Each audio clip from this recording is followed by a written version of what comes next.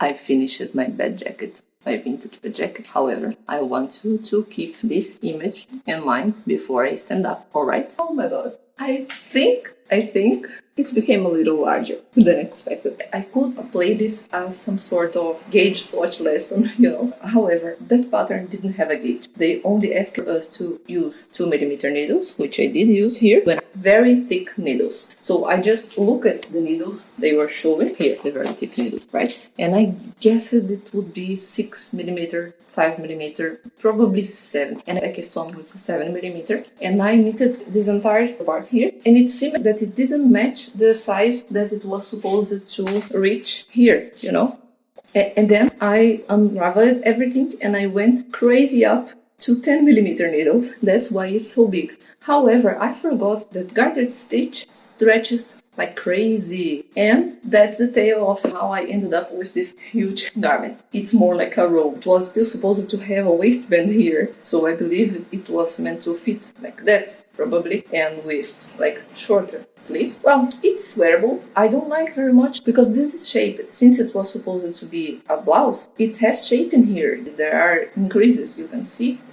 but it doesn't make a difference in such an oversized garment. I run the risk. This was kind of a conscious decision because I thought that I have this balloon jacket, which I really like, and if it turned very big like that, I could just wear it like my balloon jacket. It's supposed to be worn at home, so I didn't mind so much. But I really wanted to make the thing the right way. So I probably will try to do it in the future, now that I know the construction, and repeat this pattern. Not so soon, but probably by now. This will probably go to my mom because it fits her and she likes that open gauge. One of her favorite garments is one vest that she knitted for herself that has a very open gauge. But if she doesn't want it, it will be mine and I will wear it. The other thing I have to talk is about the trim.